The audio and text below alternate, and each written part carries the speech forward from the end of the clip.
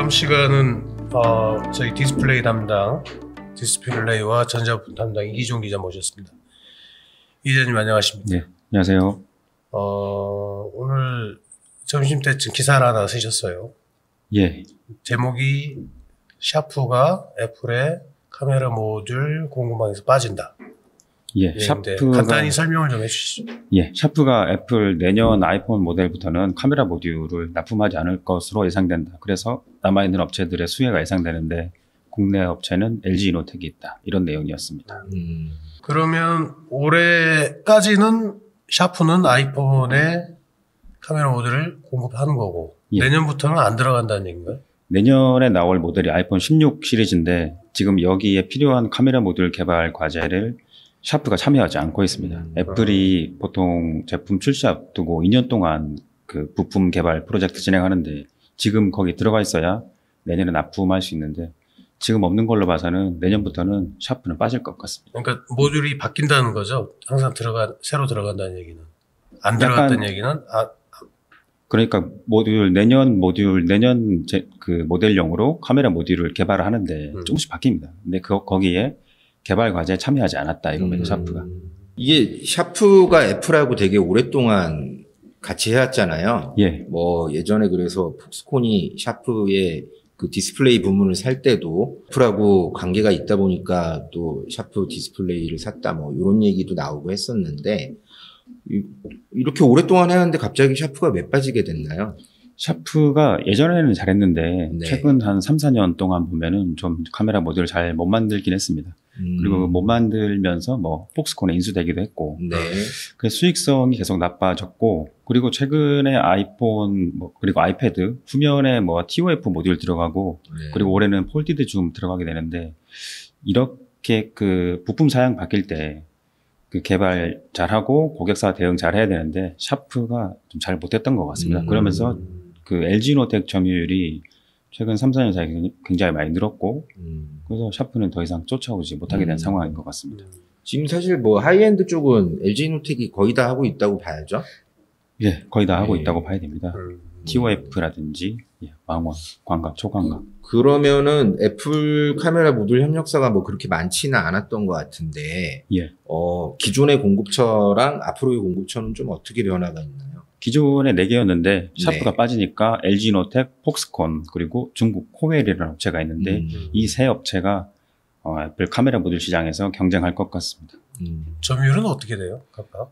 몇 년 전에 바뀐 게 하나가 있는데 애플이 예전에는 만약에 후면 트리플 카메라 모듈이면은 그 LG이노텍 같은 업체들한테 하나씩 다 제작하게 한 다음에 뭐 광각, 초광각, 망원 한 다음 이걸 다 결합하는 캘리브레이션까지 다 해서 받았는데 한 3, 4년 전부터는 하나씩 받고 있습니다. 하나씩. 그래서 이렇게 하나씩 봤을 때 LG이노텍 점유율은 그 물량 기준으로 봤을 때도 한 70%를 넘는 것 같고 그러다 보니까 LG이노텍 입장에서는 예전에는 그 트리플 카메라 이쪽으로 많이 넣어왔는데 그 단품이 되다 보니까 전면 카메라에도 들어가게 되는 그래서 LG이노텍 입장에서는 물량이 많이 늘었고 그래서 폭스콘은 한 10% 내외 정도 그 샤프가 예전에는 LG이노텍보다 좀 약간 밀렸는데 지금 많이 밀린 상태였습니다.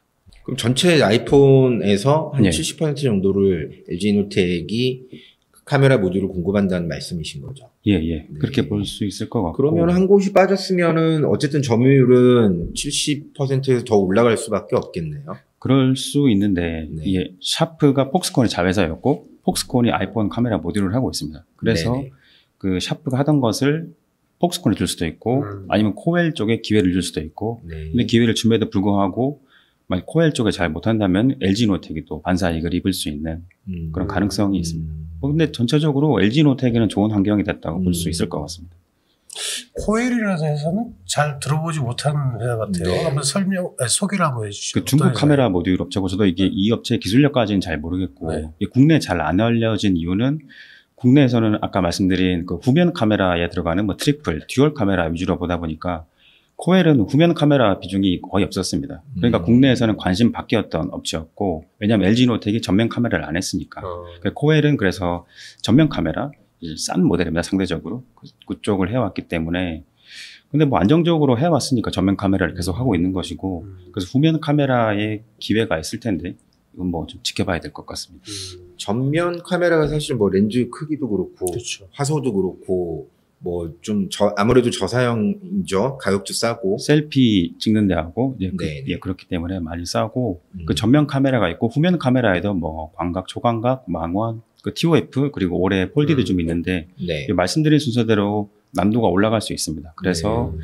후면에서도 광각이나 초광각이 좀 싼 편이라고 봐야 되고 뭐 네. TOF나 폴디드 좀 비쌀 텐데 아마 코웰은 이쪽에서 낮은 사양부터 도전을 해보지 않을까 예상할 수 있습니다.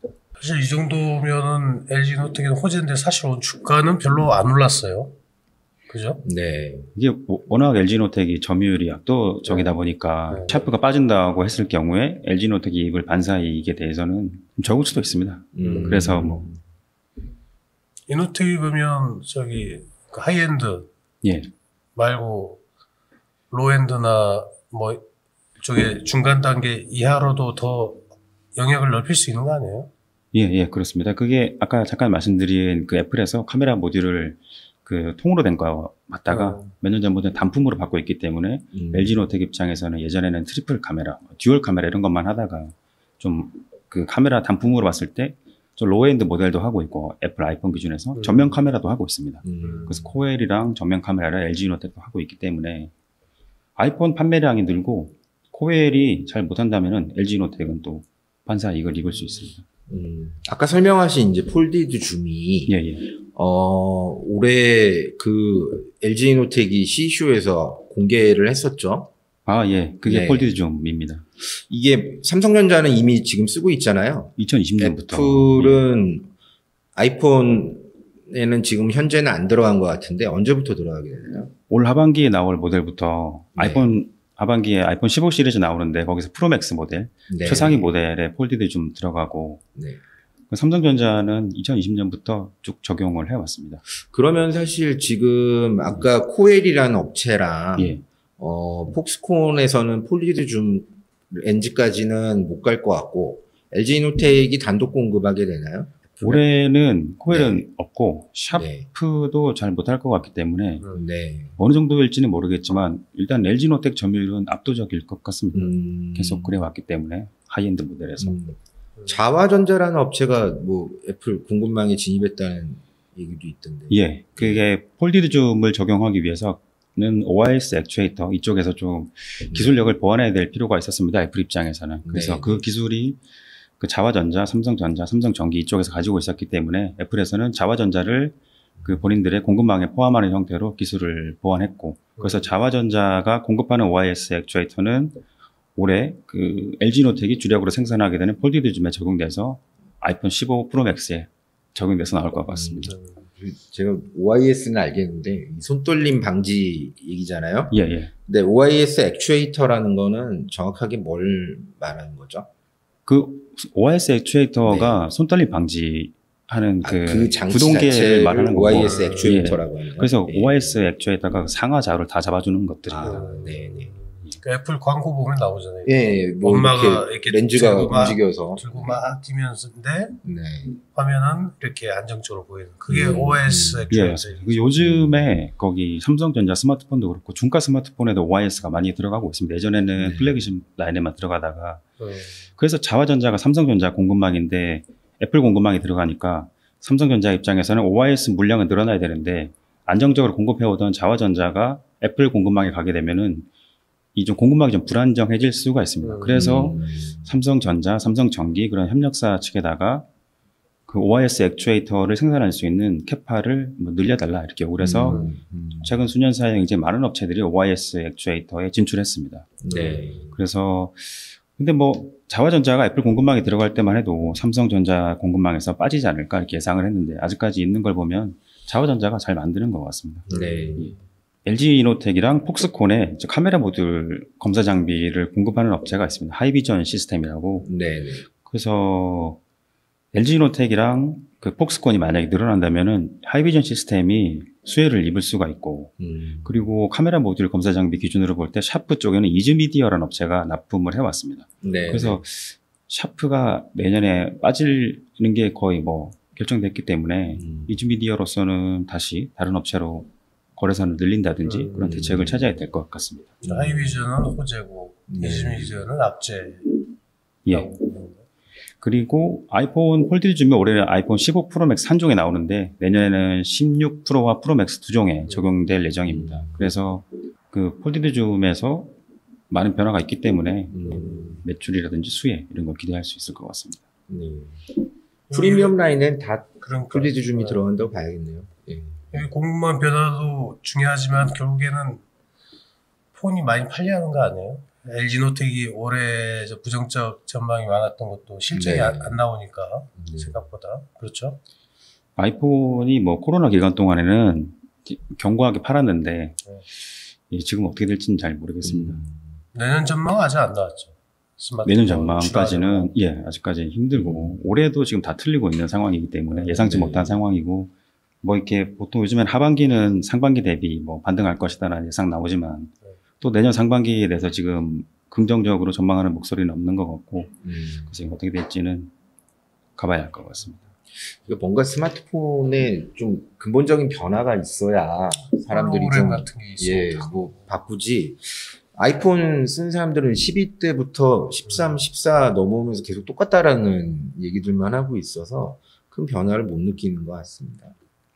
제품 교체 주기도 늘었고 네. 제품 사양도 거의 하이엔드로 올라갔기 때문에 소비자들은 이 기능의 차이에 대해서는 그렇게 뭐 반응하지도 않는 것 같고 그래서 그 최근 삼성전자 스마트폰이 어떤 그 최고급 사양을 중국 업체보다 조금씩 늦게 넣고 있습니다. 뭐 1억 화소 카메라 모듈도 그렇고 그래서 국내의 어떤 매체에서는 많은 매체에서는 삼성전자 스마트폰에 뭐 혁신이 없다는 식으로 보도를 하기도 했는데 그런 것보다는 이 제품 사양 경쟁으로는 더 이상 한계 온 것 같습니다. 중국 업체들이 오버스펙으로 제품에 넣고 있기 때문에 그리고 삼성전자가 마음만 먹으면 그걸 할 수 있고 왜냐하면 1억 화소 카메라 모듈 같은 경우에는 삼성전기가 만들어서 공급을 하고 있기 때문에 삼성전기가 중국 업체에 넣은 다음에 테스트해서 나온 데이터 가지고 안정적으로 삼성전자에 공급하는 그런 형태로 몇 년째 전개되고 있습니다. 그래서 아이폰도 그렇고 삼성전자 갤럭시도 그렇고 좀 최적화하는 형태로 사용자 경험을 주는 방향으로 지금 사업을 전개하고 있는 것 같습니다. 더 하실 말씀 아니요, 있으세요? 다 말씀드렸습니다. 네, 이것으로 마치고 잠시 쉬었다 돌아오겠습니다.